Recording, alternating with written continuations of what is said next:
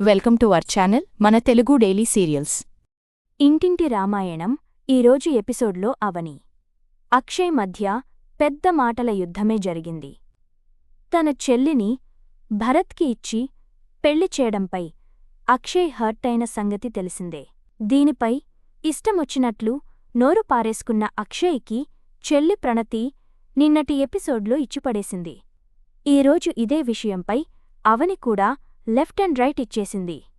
దీంతో చేసేదేం లేక ఇంట్లో నుంచి వెళ్ళిపోయాడు అక్షయ్. ఇలా ఈరోజు ఎపిసోడ్లో పూర్తిగా ఏం జరిగిందో చూద్దాం.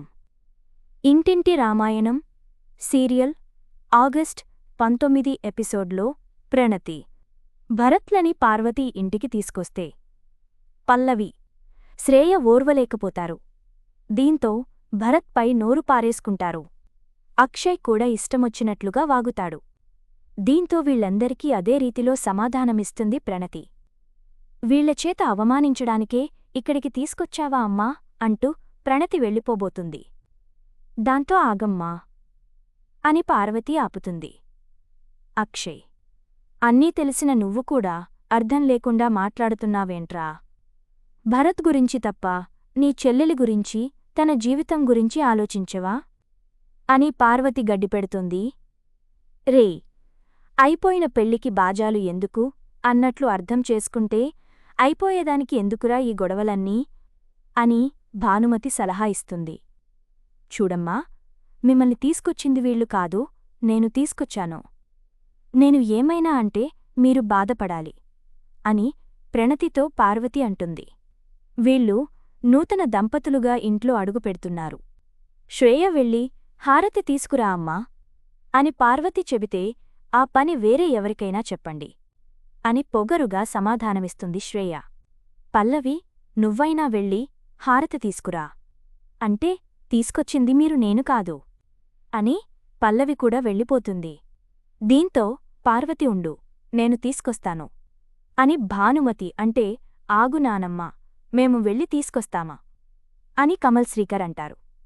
మగాళ్ళు మీరు తీసుకురావడమేంట్రా అంటే హారతి మగాళ్ళు ఇవ్వకూడదనే రూలేం లేదు కదా, గుడిలో పూజారే కదా హారతి ఇచ్చేది, మేమే ఇస్తామ్మా, చెల్లిని మేమే ఆహ్వానిస్తాం అంటూ ఇద్దరూ హారతి ఇచ్చి మరీ ప్రణతి భరత్కి స్వాగతం పలుకుతారు.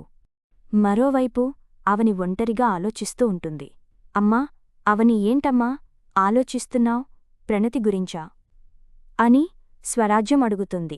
అవును, పిన్ని ఇల్లంతా బోసిపోయినట్లు ఉంది. వదిన వదిన అంటూ అస్తమానం ఏదో ఒకటి అడుగుతూనే ఉండేది. గత సంవత్సరం నుంచి ఒక్కరోజు కూడా తను లేకుండా లేను. అలానే భరత్ కూడా. ఇప్పుడు వాళ్ళిద్దరూ లేకపోయేసరికి నాకు ఏదోలా అనిపిస్తుంది పిన్ని అంటుంది అవని. అవునమ్మా, నాకు కూడా అలానే ఉంది అంటుంది స్వరాజ్యం. ప్రణతి ఆ ఇంట్లో ఎలా ఉంటుందో ఏంటో అని. అవని అంటే అదేంటమ్మా, వాళ్ళమ్మ మారిపోయింది కదా అని స్వరాజ్యం అంటుంది. అత్తయ్య గురించి నేను చెప్పట్లేదు పిన్ని, మిగతా వాళ్ల గురించి అని అవని అంటుండంగా అక్షయ్ ఎంట్రీ ఇస్తాడు.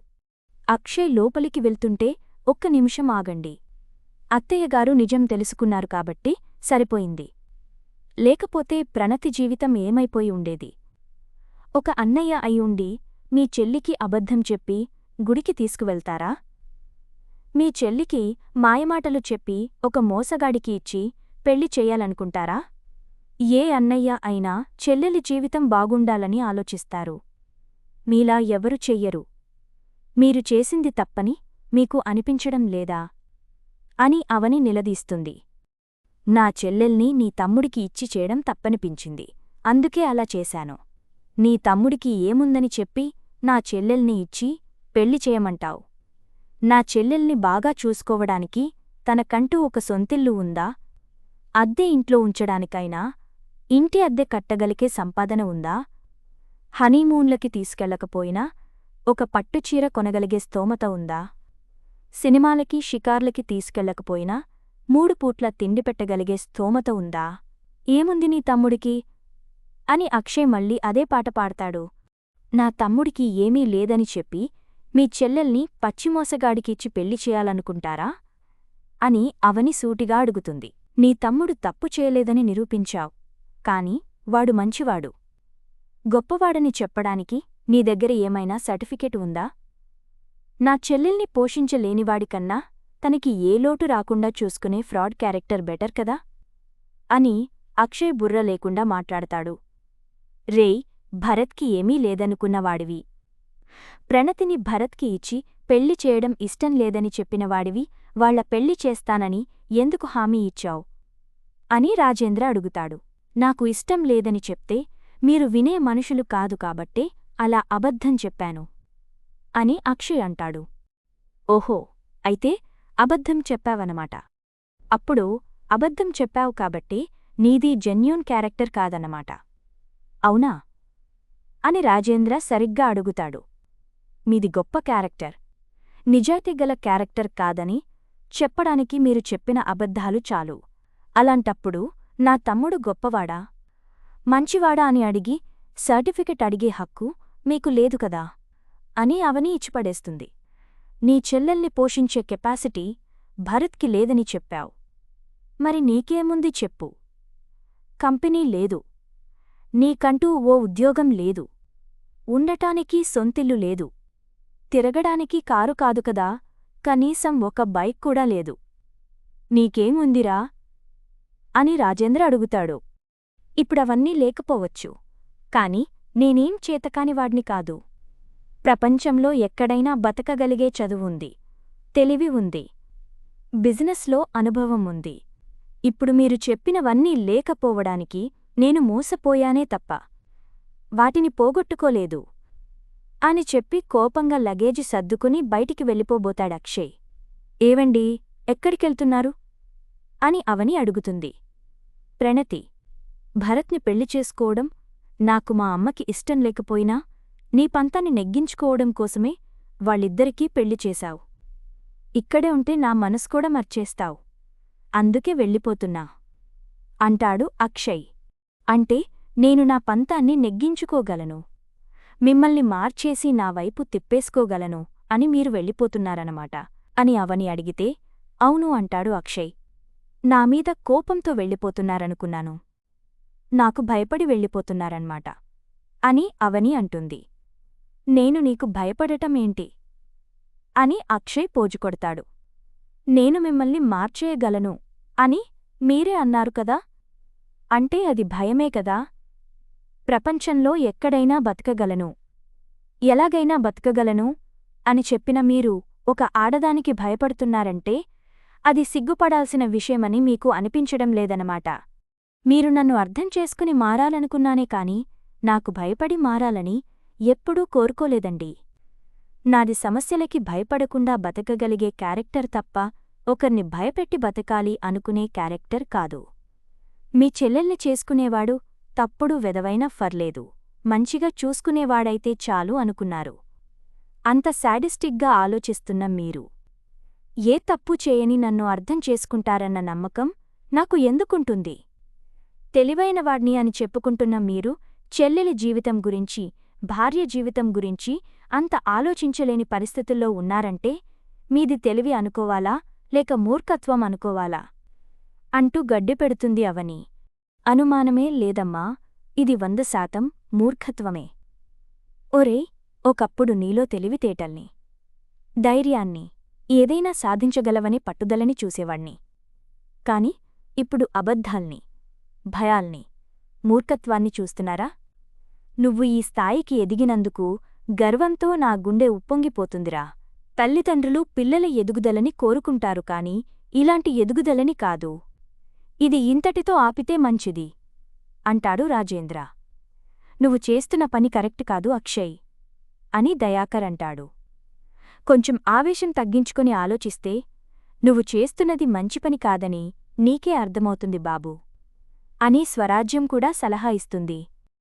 మామా కోడళ్ళు కలిసి పనిగట్టుకొని మరీ నాకు క్లాసులు తీసుకుంటున్నారు. అవి సరిపోదని చెప్పి మీరు నాకు సలహాలిస్తున్నారా? మీ బోడి సలహా నాకు ఏం అక్కర్లేదు అని అక్షయ్ పొగరుగా చెబుతాడు. ఒక్క మాట విని వెళ్ళండి. నాకు భయపడి వెళ్తున్నా అన్నారు కదా, మీ భయం ప్రేమగా మారి నాకోసం వస్తారు అని అవని సవాల్ చేస్తుంది. అది జరగని పని అని అక్షయ్ అంటే జరిగి తీరుతుంది. మీరు భయపడి వెళ్తున్నారు కాబట్టి అది జరగదు అంటున్నారు. నాకు అలాంటి భయాలేమీ లేవు కాబట్టి నేననేది జరిగి తీరుతుందని చెప్తున్నాను అని అవని అంటుంది. ఇక అక్షయ్ బయటికి వెళ్ళిపోతాడు. మరోవైపు శ్రేయ ఒంటరిగా కూర్చుని కుళ్ళిపోతూ ఉంటుంది. ప్రణతి భరత్ల పెళ్లి చేయకూడదన్న అత్తయ్యే వాళ్ల పెళ్లికి అక్షింతలు వేసి ఆశీర్వదించింది. పైగా వాళ్ళిద్దర్నీ ఈ ఇంటికి తీసుకొచ్చింది. పల్లవి అన్నట్లు ఇప్పుడు ఈ పెళ్లిని అడ్డుపెట్టుకుని అవని కూడా ఈ ఇంటికి వచ్చేస్తుందేమో అని భయపడుతూ ఉంటుంది. ఇంతలో శ్రేయ, ఇక్కడ నా ఫైల్స్ పెట్టాను చూశావా అని శ్రీకర్ అడుగుతాడు. తెలీదు అని శ్రేయ రెక్లెస్గా చెబుతుంది. తెలీకపోవడమేంటి, ఈ రూంలో నువ్వు ఉండట్లేదా అని శ్రీకర్ అడిగితే ఉంటే అన్నీ కనిపెట్టుకొని ఉండాలా అంటుంది పొగరుగా. టెన్షన్గా ఉన్నావేంటి? ఓ, నా చెల్లికి భరత్తో పెళ్లి జరిగిందని ఫీలవుతున్నావా అని శ్రీకర్ అడుగుతాడు. అత్తయ్య, ఇష్టప్రకారం జరిగిన పెళ్లి కాదు కదా, అలాంటప్పుడు ఫీలవ్వకుండా ఎలా ఉంటాను అంటుంది శ్రేయ. మా అమ్మ మనసు మార్చుకుంది కాబట్టి తనే వెళ్ళి ప్రణతి, భరత్లని ఇక్కడికి తీసుకొచ్చింది. అది అర్థం కావడం లేదా నీకు? నువ్వు పల్లవి ఇద్దరూ రెచ్చిపోయి భరత్కి వ్యతిరేకంగా మాట్లాడారు కదా. మా అమ్మ పెళ్లికి ఒప్పుకునేసరికి మాటపడిపోయిందా అని శ్రీకర్ అడుగుతాడు. ప్రణతి ఏమీ తెలియని ఆ భరత్ని ప్రేమించడం, పెళ్లి చేసుకోవడం నాకు ఇష్టం లేదు కాబట్టే నేను ఏం మాట్లాడలేదు అని శ్రేయ అంటుంది. మనం కూడా ప్రేమించే కదా పెళ్లి చేసుకున్నాం. ప్రేమించుకున్న మనం పెళ్లి చేసుకున్నప్పుడు ఒకరినొకరు ఇష్టపడినా వాళ్ళిద్దరూ పెళ్లి చేసుకుంటే తప్పేంటి? మా ఇంట్లో వాళ్ళు ఒప్పుకోకపోయినా కూడా ప్రేమించుకున్న మన ఇద్దరికీ మా వదిన పెళ్లి చేసింది. అప్పుడు మా వదిన మంచిదని, గొప్పదని, దేవతని పొగిడావు. మా వదిన మన ఇద్దరికీ పెళ్లి చేసినట్లే ప్రేమించుకున్న వాళ్ళిద్దరికీ పెళ్లి చేస్తే మా వదినికి సపోర్ట్గా ఒక్క మాట కూడా ఎందుకు మాట్లాడలేదు అని శ్రీకర్ పాయింట్ లాగుతాడు. మీ వదిన అప్పుడున్నట్లు ఇప్పుడు ఉండట్లేదు, అందుకే నేను సపోర్ట్ చేయడం లేదు. అది అర్థం కావడం లేదా నీకు అని శ్రేయ అంటుంది. ఇప్పుడు కూడా నువ్వు మా వదినని అర్థం చేసుకోవడం లేదంటే నిన్ను ఏమనాలో నాకు అర్థం కావడం లేదు. పల్లవితో సావాసం చేసి తన చెప్పుడు మాటలు విని నీ బుర్రా, బుద్ధి రెండూ కుళ్ళిపోయాయి. సబ్బు పెట్టి ఉతికితే బట్టలకి ఉన్నా మురికిపోతుంది. నీ బుద్ధిని అలా ఉతకలేం కాబట్టి మార్చుకోవడానికి ప్రయత్నించు. మారకపోతే నీ కర్మ అని శ్రీకర్ వెళ్ళిపోతాడు. మరోవైపు పల్లవి తెగ ఆలోచిస్తూ ఉంటుంది. నా ప్లాన్ మొత్తం రివర్స్ అయిపోయింది. పులిలా విరుచుకుపడుతుంది అనుకున్నా అత్తయ్య పిల్లిలా మారిపోయింది చా అనుకుంటుంది. ఇంతలో వెనకాలనుంచి చిటికె వేసి శ్రేయ పిలుస్తుంది. ఏంటి ప్రణతి, భరత్ల పెళ్లి జరగనివ్వను. ప్రణతికి నువ్వు చూసిన సంబంధమే చేస్తాను. అవనిమీద మనం గెలవాలంటూ పెద్ద జేమ్స్ బాండ్లాగా తెగ బిల్డప్పులిచ్చావు కదా, ఏమైందిప్పుడు? ఏ పెళ్లి అయితే జరగనివ్వనన్నావో అదే జరిగింది.